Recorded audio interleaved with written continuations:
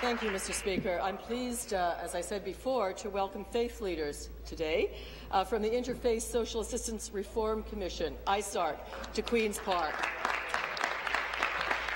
We support ISARC's, this is to the Premier, we support ISARC's call for government action to address the unacceptable levels of poverty and inequality in Ontario. One action ISARC urges is an end to the punitive clawback of employment earnings from people on social assistance. The NDP has called for an end to the clawback of the first $200 of monthly earnings by OW and ODSP recipients.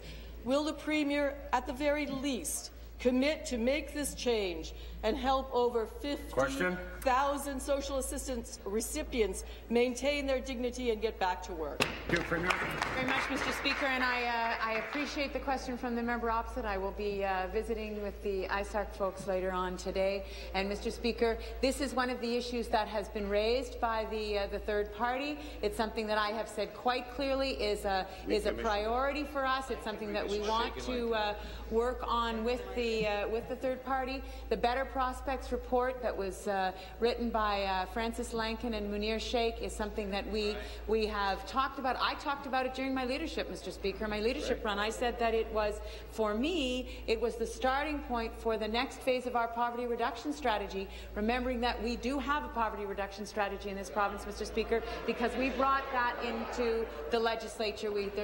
There's legislation in place. So, Mr. Speaker, I am very pleased that the member opposite is raising this question. It is something that we are concerned about, and it's something that we want to move on. Thank you. Supplementary. Thank you, Mr. Speaker.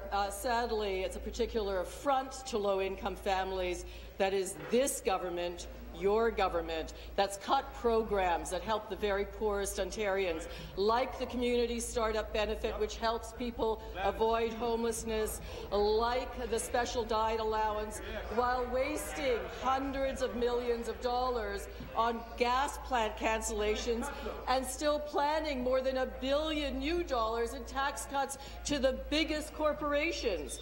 Will the Premier just say yes to help social assistance recipients who are being kept in poverty because of the punitive rules, and just say yes to ending the clawback on the first $200 they earn each month? Thank you.